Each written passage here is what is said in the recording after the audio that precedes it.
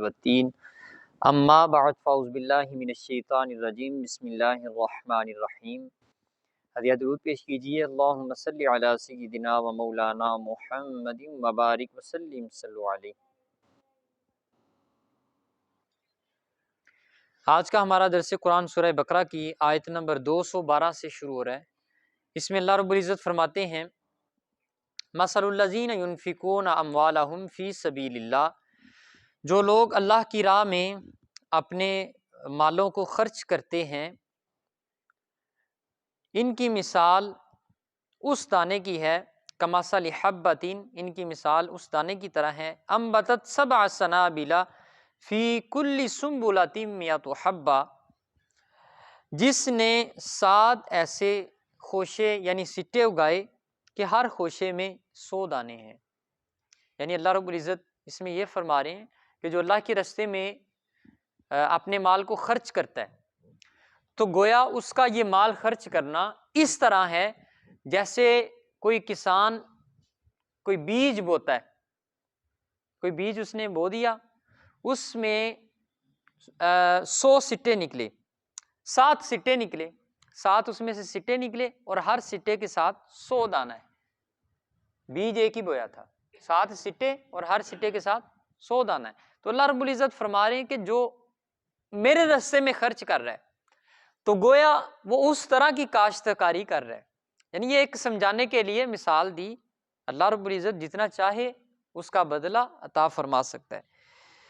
واللہ یضاعف لمن یشاء، اور اللہ جس کے لیے چاہے اس کو دوگنا کر دیتا ہے، یعنی اس سے بھی دگنا اللہ رب العزت عطا فرما سکتا ہے۔ واللہ واسع علیم، اور اللہ بڑی وسعت اور علم والا ہے۔ الذین ینفقون اموالہم فی سبیل اللہ، جو لوگ اللہ کے راستے میں اپنے مال خرچ کرتے ہیں، ثم لا یتبعون ما انفقوا منا ولا اذی لہم اجرہم عند ربہم، پھر وہ خرچ کیے ہوئے پر احسان نہیں جتلاتے، نہ تکلیف پہنچاتے ہیں، ان کے لیے ان کے رب کے پاس اجر ہے، ان کے لیے ان کے رب کے پاس اجر ہے۔ ولا خوف علیہم ولا هم یحزنون، اور ان پر کچھ خوف نہیں، نہ ہی وہ غمگین ہوں گے۔ یعنی ایک شخص نے اللہ کے راستے میں کچھ خرچ کیا اور پھر اس نے احسان جتایا نہیں، یعنی جس کو دے دیا بس دے دیا، پھر پلٹ کے یہ نہیں کہا کہ میں نے تمہارے ساتھ کوئی نیکی کی ہے، یا تو بھوکا مر رہا تھا تو میں نے تمہیں سہارا دیا۔ یہ عام ہے نا معاشرے میں کہ جس کو سہارا ایک دفعہ دے دے پھر پوری زندگی ہاں وہ ہمارے احسان کے نیچے دب گیا، تو تے بھوکا مر رہا سا، میں تینوں سہارا دیتا سی ادو۔ یہ عام جملہ ہے۔ تم کون ہوتے ہو سہارا دے؟ اللہ سہارا دیتا ہے۔ اللہ نے تمہیں توفیق دی اور پھر آپ نے اس شخص کی مدد کی، تو یہ اللہ کی توفیق کے بغیر ممکن نہیں تھا۔ وہ کسی اور کو توفیق دے سکتا تھا، وہ کسی اور سے یہ کام لے سکتا تھا جو آپ سے لیا۔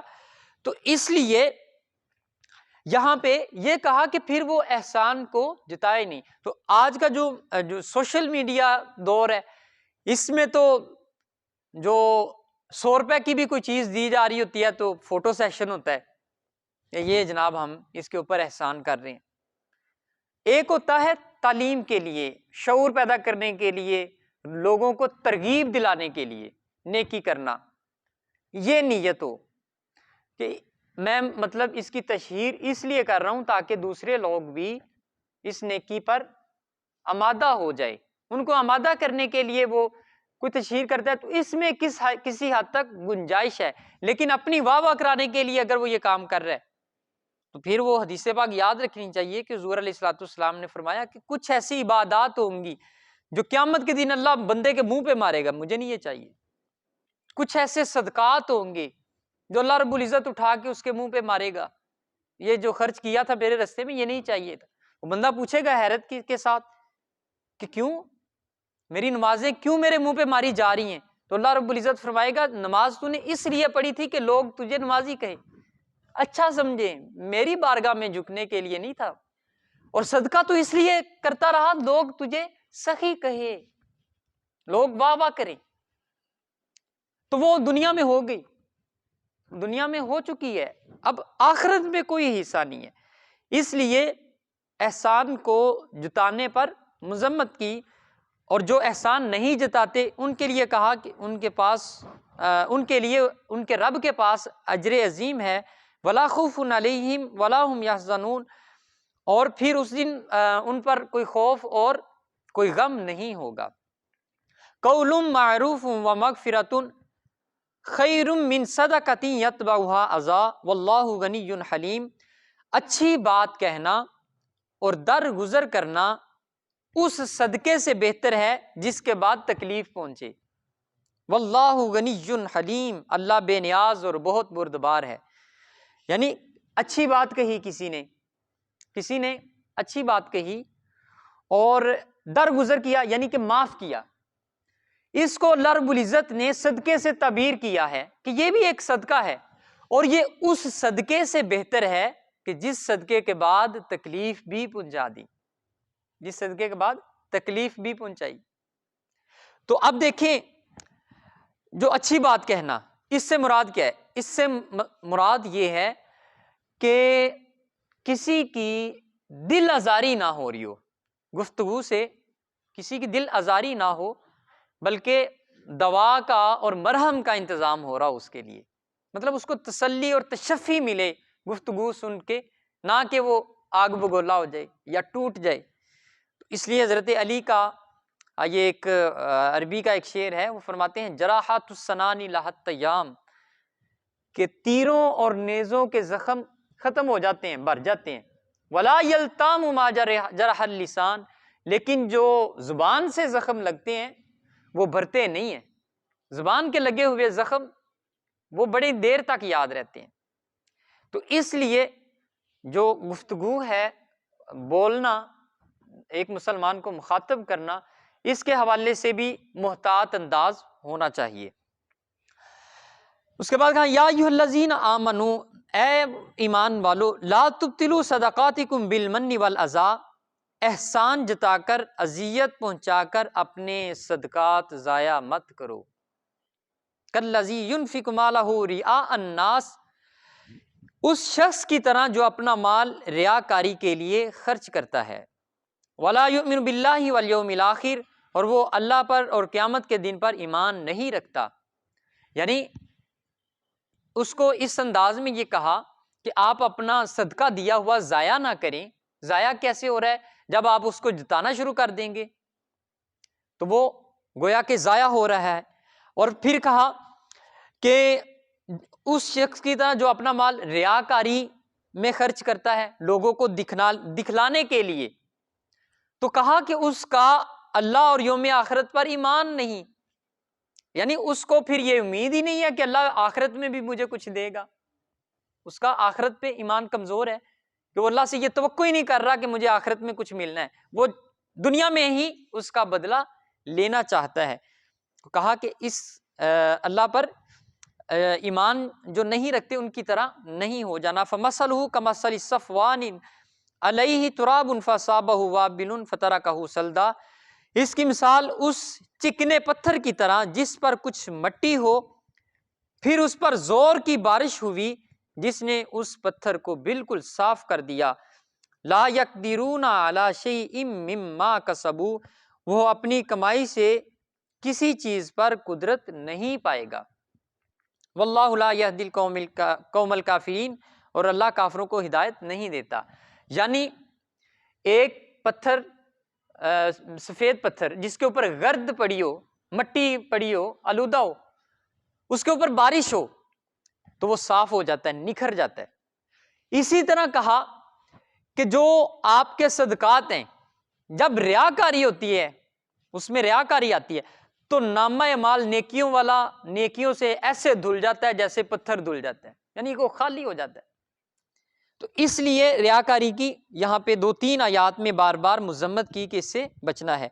وَمَثَلُ الَّذِينَ يُنْفِقُونَ أَمْوَالَهُمُ ابْتِغَاءَ مَرْضَاتِ اللَّهِ وَتَثْبِيتًا مِنْ أَنفُسِهِمْ كَمَثَلِ جَنَّةٍ بِرَبْوَةٍ أَصَابَهَا وَابِلٌ فَآتَتْ أُكُلَهَا ضِعْفَيْنِ، اور جو لوگ اپنے مالوں کو اللہ کی رضا جوئی کے لیے، اللہ کی خوشنودی کے لیے اور اپنے دل کو مضبوط رکھنے کے لیے خرچ کرتے ہیں، وَتَثْبِيتًا مِنْ أَنفُسِهِمْ، اور ان کی مثال اونچی زمین کی طرح ہے، کمثل جنۃ بربوۃ اصابھا وابل فاتت اکلھا ضعفین، جس پر ایک باغ ہے جس پر زوردار بارش ہو تو وہ اپنا پھل دگنا کر دیتی ہے، یعنی زمین ہو اور اس میں باغ ہو، باغ لگا ہو، اب اس پر جب اگر بارش آئے گی تو وہ پھل بہتر ہوگا۔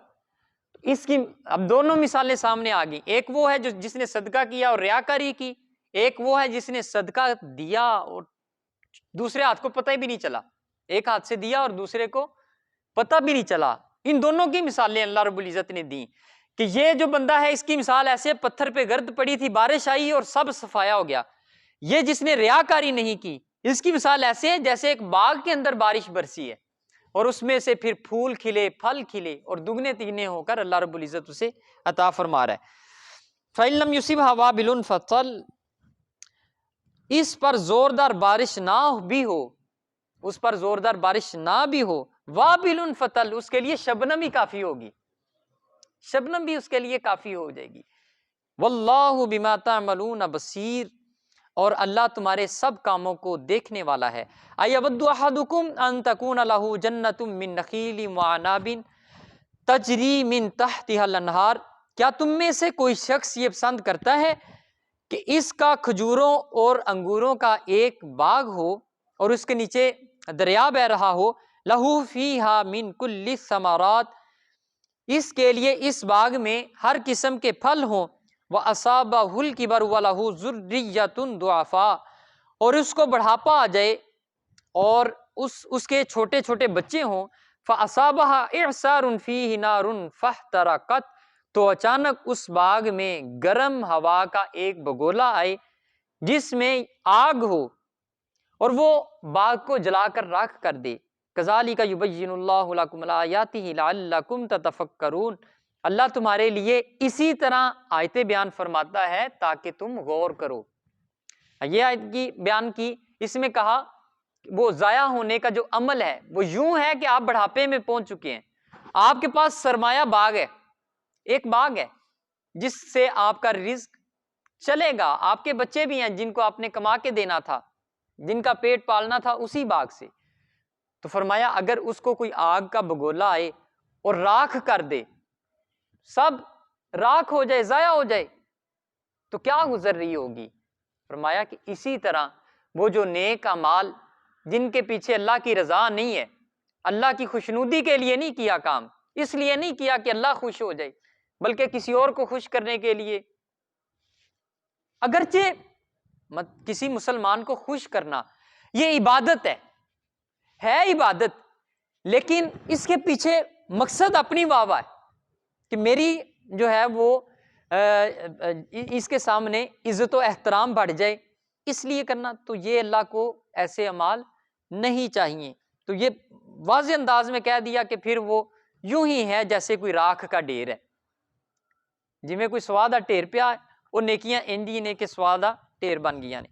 دعا ہے جو کچھ بھی آج ہم نے پڑھا سنا سمجھا اس پر اللہ رب العزت عمل کی توفیق دے، اور جو نہیں سمجھ سکے اللہ رب العزت وہ بھی سمجھنے کی توفیق عطا فرمائے۔ وما توفیق الا باللہ۔ بسم اللہ